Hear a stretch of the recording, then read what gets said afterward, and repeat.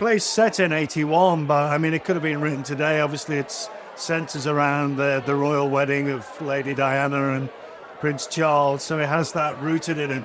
But you know, the social aspects that it brings up, the class divisions, the divisions inside the society itself are really relevant to today. I thought it was really brilliantly done, and it makes us look back at a time when we think was more innocent, but actually it wasn't. It was tough for so many people. And likewise for today, you know, it really had a lot of relevance, I think. The cast were all fantastic, amazing. I fell in love with all of them. They each were allowed their moment in their writing, and in the writing they were just real people, and played with warmth and sincerity and humour and passion, and I loved them all. I thought they were brilliant. It was very touching.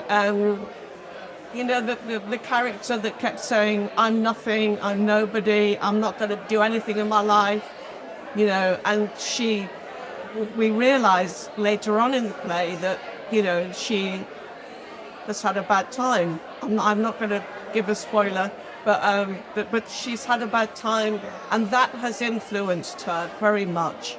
But I think a lot of women growing up in a working class sort of environment do feel, you know, I'm nobody. And when they come up against somebody who's had a middle class or upper class background with all the privileges of that, and they're very bright and intelligent, and they can take that intelligence and do something with it.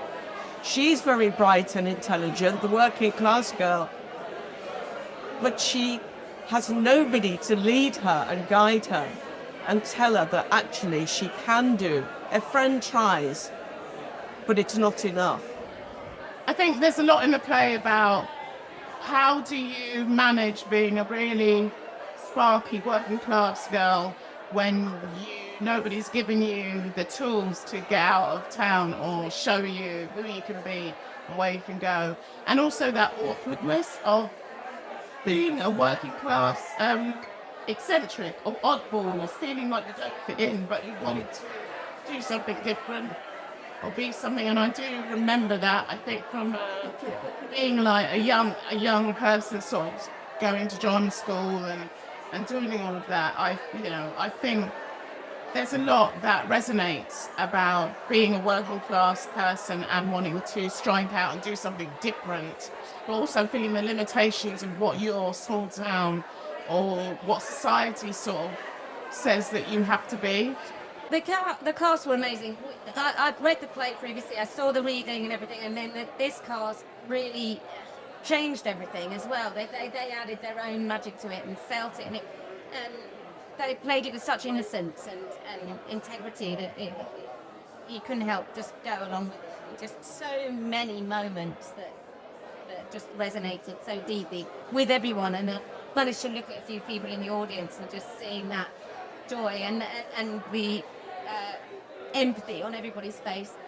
Well, it's that, isn't it? It's, for me, it's the story of all those who get trapped, all those bright, brilliant young women who haven't got an outlet, haven't got a jail-free card.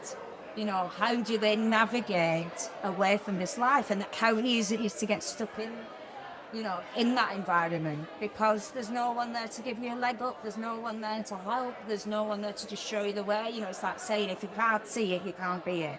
So this felt to me very much about those young women and young men who who find themselves a victim of circumstance, really, who are desperate to break out of the confines, but it's so very hard. And with this government, it's getting harder and harder.